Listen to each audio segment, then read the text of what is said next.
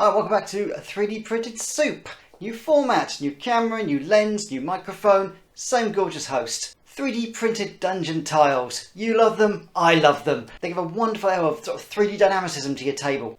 I've gone out and I have backed some people on Kickstarter and also on Patreon. I'm not being paid to do this, and I have got a load of 3D dungeon tiles. And over the next few weeks we're going to go through them. We're going to see how they join together, see what detail level you can get. Basically everything 3D dungeon tiled we're going to look into.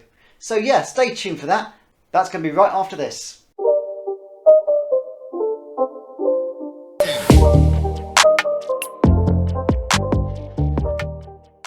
All adventures start in the pub, and yeah, now you can basically create one with 3D dungeon tiles. And we've been able to do that for some time, but there's so many companies out there that claim that they can make these dungeon tiles and make them perfect. It's hard to choose the ones that you want to use, so I'm going to investigate and find the ones that I think are best. So the first tiles I'm going to try out are from a company called Raging Heroes. They've got a Patreon where you back them for about $10 a month, and they send you loads of really nice sculpted figures and a theme, but they also send you dungeon tiles you can use and download. So I got their in pack. So let's have a look and see how those turn out, how they join together, and whether it's actually worth your time backing them if you just want the dungeon tiles. So let's have a jump in and see what these look like. The tiles are textured, so you've got what looks like timbers around the outside, and you have got sort of stone slash sort of paving on top, giving it a nice sort of rustic feel. On each corner you have got little squares, and these are posts that you put posts into. So each of the posts that you print comes with sort of a wooden feel on the bottom, so they look like, I don't know, wooden timbers, and you just attach them on there and they just pop in, and there you go, you've got a basic structure there. On these structures you then get wall tokens. These come in several flavours. You have got sort of classic oak door, you've got a lattice window with studding on it and sort of nice sort of old limestone, or what would you call it, that sort of whitewashed feel you get on a sort of old building, sort of wattle and daub kind of thing. And then you've got the classic just regular old backing wall with no windows or doors on it. Now these just clip straight onto the top here, and you've got hooks there and there, and they just pop on like so and like so. There we go. Now underneath you've got these little sockety things there, and then you've got these attachments which are sort of triangular. I have a problem getting these to fit on my print, so I've just cut them down a little bit just to make it easier for them to clip in, and that just goes straight onto there like so, straight onto there like so, and when those are clipped on, those aren't going anywhere, they're nice and sturdy. Then all you do is you just put as many of these little stand-up bits as you want. I like using a hammer.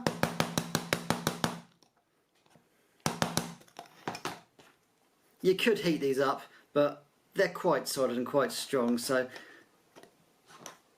a few taps on the top and they go straight in.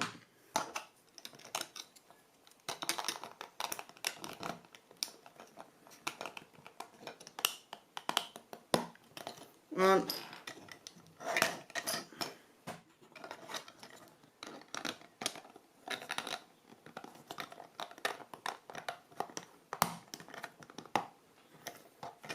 And there you go. You have these lovely scenes where you can place your furniture and your models and your classic looking treasure chests, and yeah, you're all ready for an adventure. So they all clip together here, you can lift them up without any danger of them falling apart. But yeah, an entire tabletop of those look absolutely fantastic. I like the detail to them, I like the connectivity to them, and yes, I did give them a tap on the top with a small tack hammer, but yeah, once they've gone in once or twice, they just pop apart fairly simply, and they pop back in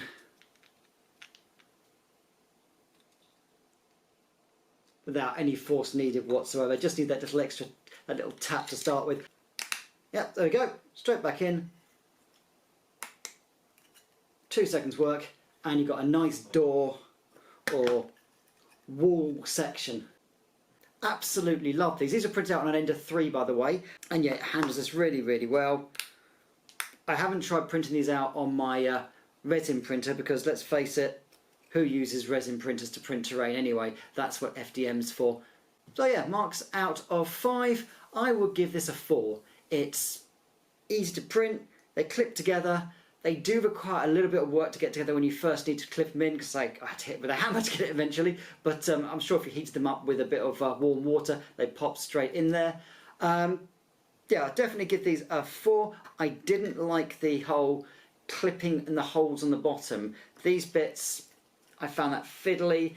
So yeah, definitely 4 out of 5. Very, very nice product. So yeah, I definitely recommend Raging Heroes. Very good, easy to print, easy to use dungeon tiles.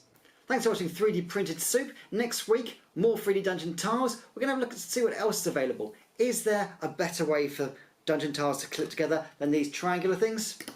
I'm going to find out. And for the next few weeks, I'm going to be reviewing nothing but dungeon tiles. So stay with me and we'll go on this wonderful 3D dungeoneering adventure together. Thanks for looking. Thanks for watching. Don't forget to like and subscribe. Stay safe.